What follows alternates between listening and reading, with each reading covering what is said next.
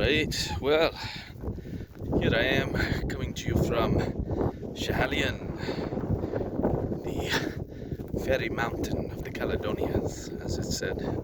Wearing a beautiful bindi on my head for third eye activation, and we're just coming down the mountain, and I thought, hey, been really feeling the urge to share a bit about the Sacred Scotland tour and more of the deeper inner journey I've been going through here.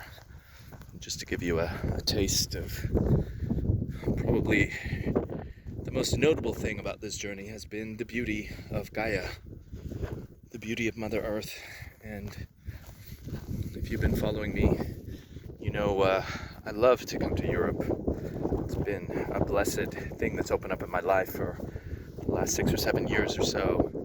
And more recently than ever, I've loved coming to Europe to really connect to sacred sites and to really feel the beauty and the energy of coming to these sites, to be activated, to remember, to feel into the fields of the ancestors who used to commune here and gather in ritual and ceremony.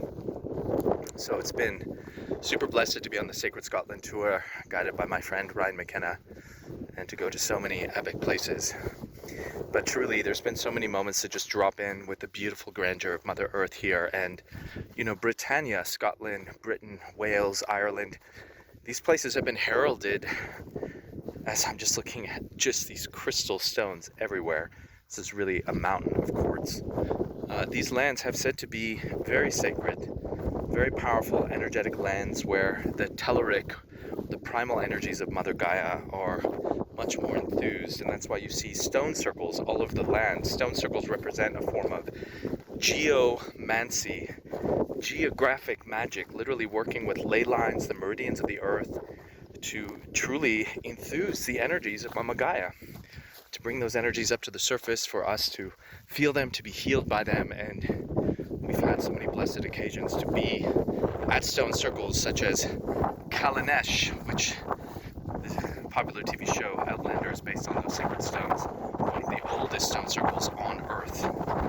And Calanesh being there with this beautiful group of 12 or 13 of us was truly so activating. You start to just feel all this ancient wisdom coming into your body. You feel the closeness with the earth, and you feel remarkable healings can occur. Your body feels so vital. Your mind becomes clear. And this is why one of the most important things for humanity to be doing right now is just get outside, get in nature, visit the sacred sites, activate them once again as the portals that they are, that our great ancestors were doing. And we can still do that and then be the ancestors for the generations to come. And just revel in the magnificent beauty of Mama Gaia, that religion of beauty that she represents. So blessed. Hopefully you can hear me in all this blustering wind. That's another thing about these lands in Scotland, the winds, because it's an island, gentle island, as they say. The other thing that's been really coming up for me is my lineage, my blood lineage, at least in this incarnation, is definitely infused to these lands. I have, you know, ancestry in Scotland, in Ireland, in Wales, in England, and I'm not too aware of the specifics, to be honest. There are some beautiful men on this journey who are very aware of their lineage, and really sort of feeling into it, you know, knowing that Scotland was a land that was colonized. You know, and I know this can seem controversial to some because we have all these conversations about, you know, white privilege and white people components of racism. But truly, when you study history, you realize that white people themselves were colonized, and there was a certain kind of racism within the race of the white people that emerged, and you can still see it today. I was speaking to a woman when we were on the Isle of Lewis in the north, and she was remarking that a young local man was trying to buy land, and these English people were coming up and trying to buy the land as well, and the locals were kind of deciding in council that they wanted this local young man to have the property, even though the English people were willing to spend more money. In the end, the young man won the land, and then these English people started calling them Highlanders, all these like words that are considered, you know, to be demeaning and derogatory. So you see within the white race, there's this kind of racial hatred that happens against different tribes. It's more of a tribal thing that's occurring.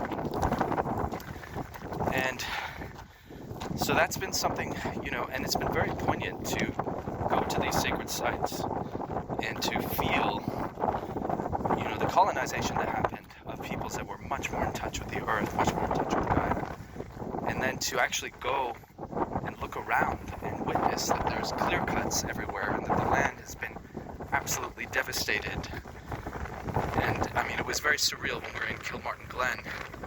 We went to this sacred site where the ancient kings were married to the land. And it was so surreal to be up there and just to hear all this like farming machinery around you. That would have, just doing a little vlog here. And to just be up at that land and just to see the industrialization of the land. It was very surreal, and we all had this beautiful ritual where we all stood in this, there's this footprint where the kings would stand and pledge allegiance to the land.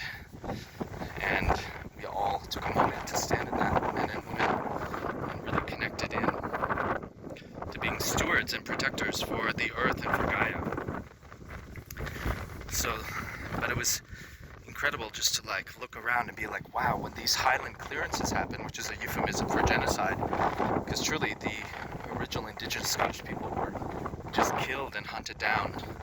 You know, the English people at the time truly tried to wipe them out and interbreed, like breed out their lines with eugenics, like the prima nocta policy that really started William Wallace's revolution. And then you see, you know, the primary example of the consequences of that, in that you see the land around you completely razed and devastated, and that juxtaposition has been really tough to see. Really tough to see, especially at hitting home as me being a person of European descent. So that's been really a revelation. I'm gonna just pause for a moment because it's quite blustery here. All right, so we're back. Taking a moment just to sit here. We're near the bottom of Schiehallion, and just wanted to conclude my little talk here of all the things that have been super magical in Scotland.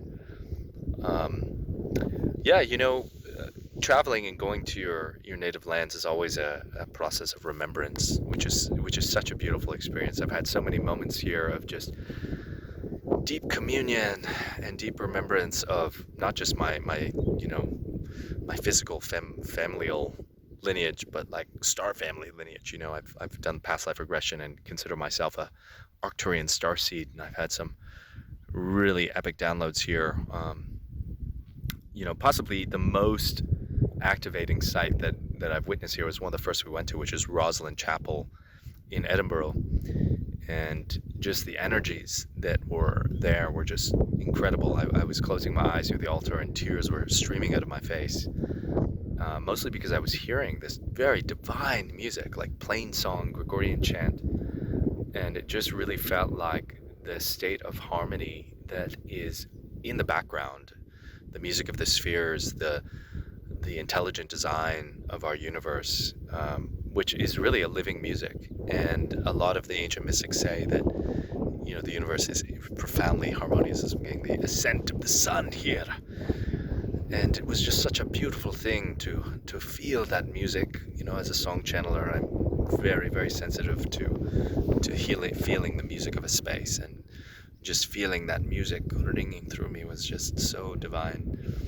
And yeah, it's just been an epic time as well with the beautiful community that we have here on this tour. And you know, it's really blessed to go to sacred sites alone as well and do those lone wolf missions and be with the soliloquy of your soul. But it's also really nice to get into a community setting where, you know, you can share gifts. We've been playing music every night and different people guiding meditations and prayers, and there has been this overarching theme of a lot of us feeling that, you know, the new earth is here. You know, the new earth is a state of mind. It's an indigenous prophecy. It's a new age prophecy. It's a fulfillment of many things. And one of the most blessed things about the revelation of the new earth is you just look around, like look around me here. You just see that the new earth is really just the earth. The earth as she is. And the revelation that the earth is, we call it the re-enchantment. This is one of the big things that we hold at the Gaia Awakening Institute, is this burgeoning center that we're creating. The idea that there's a natural mysticism in the air, as Bob Marley said, this natural magic that you can feel just coming to it. I mean, I said a prayer today at the top of Schiehallion, that truly, the earth is a sacred site. The whole earth. Anywhere you go, you just drop into presence. You're with the goddess. You're with Sophia, who is the earth, according to the ancient mystery school wisdom. And she's a teaching goddess. And any given moment, you just give her the grace and the generosity of your attention. She's got gifts to share.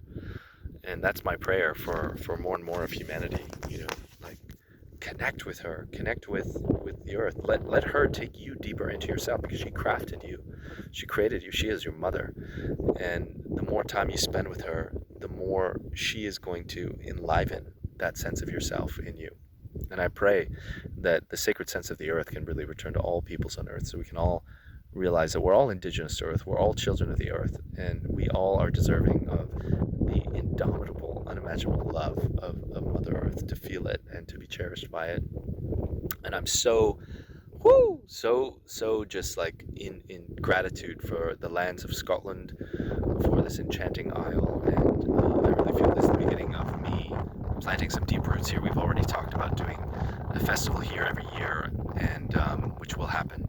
And I'm also choosing to create a Gaia Awakening hub here with my merry fellows and beautiful lads and lassies of Scotland. Some of the new friends that I've met, such like-heartedness, and the ancient energies of Scotland. We're already firing some lines to our hub in Costa Rica, and I'm going back to Canada also to ignite stuff there. And we're just creating this beautiful mandala of New Earth re-enchantment vibes.